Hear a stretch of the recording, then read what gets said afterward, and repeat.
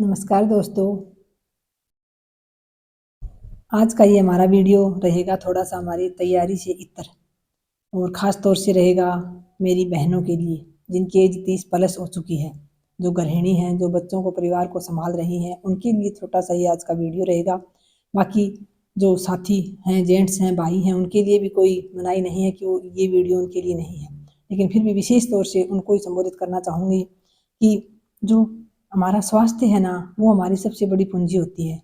हम बचपन से लाइन पढ़ते आ रहे हैं कि प्रथम सुख निरोगी काया।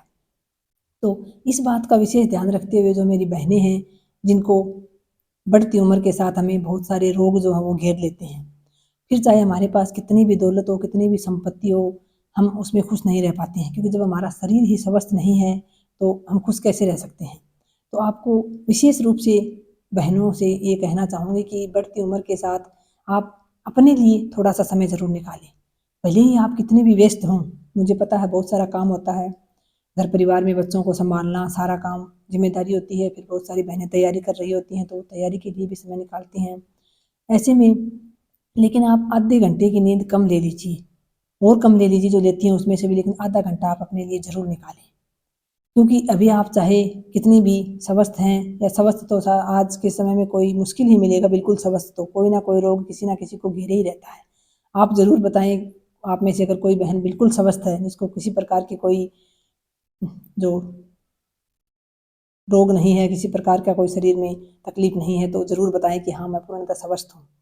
तो ये जो आधे घंटे का समय आपके लिए रहेगा, ये आप इसमें थोड़ा-सा विशेष तौर से अपने शरीर को आप जो है योग या फिर जो भी छोटी-मोटी योग की क्रियाएँ होती हैं, उनको आप कीजिए। अपने पूरे शरीर में थोड़े-थोड़े 5-5, 7-7 मिनट के कर लीजिए आधे घंटे, लेकिन पूरे शरीर का उसमें आपके जो है वो कुछ ना कुछ थोड़ा बहुत योग हो जाए।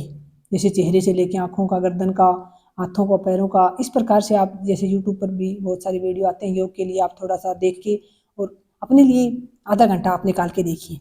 आप भले ही कितने भी व्यस्त हैं, बढ़ती उम्र के साथ रोग लगने स्वाभाविक से हैं। भले ही आपके पास कुछ भी है, आज आपको सब वाह-वाही कर रहे हैं कि हमारे घर में ये बहू है या बेटी है, बहुत अच्छा काम करती है, सब कुछ सँभाल लेती है, कोई कितनी भी वाह-वाही कर रहा हो आपकी। लेकिन जब हमारा समय के साथ जब रोग घेर लेंगे, तो हमारा शरीर ही हमारा साथ नहीं देगा, तो फिर वो वाह-वाही वो कुछ काम नहीं आना है।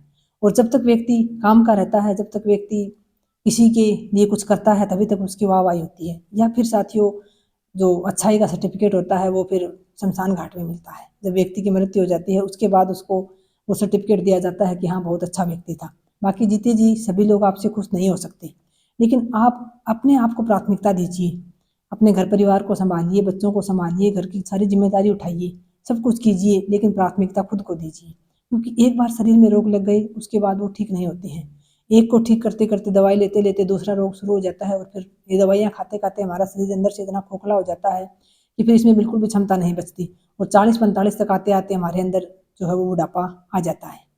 तो ये वीडियो पढ़ाई से इतर ज़रूर है, लेकिन मेरी बहनों के लिए लाभदायक रहेगा। जो भी बहनें इतनी सी बात मानेंगी, वो निश्चित रूप से अपने आप को बदलाव महसूस करेंगी अपने आप में, ये मैं आपसे से दावा कर सकती हूँ।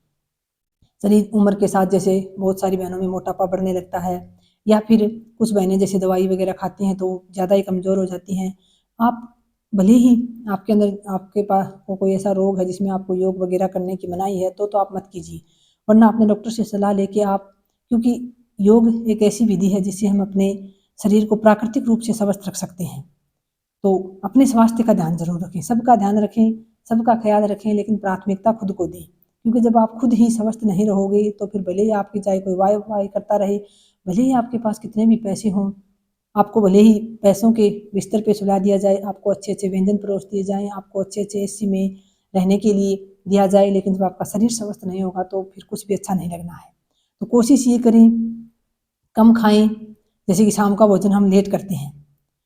आमतौर पे कहा तो ये जाता है कि अगर स्वस्थ रहना है तो शाम का भोजन जो है हमें जो सूर्यास्त से पहले कर लेना चाहिए। लेकिन सूर्यास्त से पहले संभव नहीं हो पाता सभी के लिए, सभी की परिस्थितियाँ एक जैसी नहीं होती हैं। बहुत सारे जो साथी हैं, भाई होते हैं, वो बाहर नौकरी करते हैं, शाम को घर पहुँचते-पहुँचते लेट हो जाता है। और मेरी बहुत सारी बहनें भी हैं जो सारे दिन सारा घर का काम-वाम करके खाना खाते थे, लेट हो जाता है। लेकिन फिर कोशिश ये करें कि आप कम खाना खाएँ और बिस्तर पर जाने से पहले कम से कम 1 घंटे पहले आप खाना ज़रूर खाएँ। ये नहीं है कि खाना खाया, उठे और सीधा बिस्तर में चले गए। अगर आपने लेट खाना खाया है तो भी आप खाना खाने के बाद 5 से 10 मिनट ज़रूर टहलें। ऐसे में हमारा जो शरीर है वो उसको पचाने की क्षमता उसमें, अब हम तो खा पी के बहुत सारा सो जाते हैं, हमारे जो पाचन तंत्र है उसको बेचारे को सारी रात जोर आता है। हम तो नींद ले लेते हैं लेकिन वो नींद चैन की नहीं होती। सारी रात बस ऐसे ही कोई सपना आ गया, कोई बेचैनी हो गई, इसमें कट जाती है क्योंकि हमारे पाचन तंत्र को बहुत जोर आता है रात को सोए-सोए पचाने में। दिन में ज़्यादा खा लीजिए, आप भरपेट खा लीजिए, शाम को 4-5 बजे आप खाना खा लीजिए, सोते समय आप दूध या थोड़ा बहुत कुछ खा के सो जाइए। तो जब हम चलते-फिरते हैं तो पाचन तंत्र को बहुत कम ज़ोर आता है उसको पचाने में, लेकिन जब हम सो जाते हैं तो बहुत अधिक ज़ोर पड़ता है फिर पाचन तंत्र पे। तो फिर आप कोशिश ये करें कि शाम का भोजन थोड़ा-सा कम लें, हल्का लें और उसके बाद जो है दिन में आप खाएँ और खाते समय भी विशेष तौर से ध्यान रखें कि कुछ भी ऐसा जो 2 तरह के अलग-अलग जो विशेषताओं वाले जो भोजन होता है वो अलग-अलग ना करें। कोशिश ये करें कि हल्का भोजन करें और अपना जो मन मस्तिष्क है उसको स्वस्थ रखने के लिए आपको एक तो सारा दिन सकारात्मक सोच के साथ आगे बढ़ना होगा, सकारात्मक रहना होगा। उसके अलावा आपको अच्छा फ़ील करते हुए और अपना जो कार्य है उसको नेक नीयत से करना होगा, क्योंकि नेक नीयत से ही जो कार्य होते हैं वही लास्ट में अंजाम तक पहुँचते हैं। तो नेक नीयत रखते हुए और अपना मेरी सभी बहनों से मेरा हाथ जोड़ के निवेदन है कि अपने लिए आधा घंटा ज़रूर निकालें। कैसे भी करके निकालें, ज़रूरी नहीं सुबह ना निकाल पाओ तो शाम को निकाल लो। खाना खाने से पहले थोड़ा-सा अपने लिए अभ्यास कर लो, कुछ योग कर लो, लेकिन ज़रूर निकालें। इससे आपको बहुत फ़ायदा होगा, ये बात मैं आपको अपने अनुभव से बता रही हूँ। तो मेरी बहनें एक बार कोशिश ज़रूर करें ये परिवर्तन करके अपने अंदर और फिर मुझे बताएँ कि क्या आपके में कुछ ऐसा बदलाव हुआ इससे?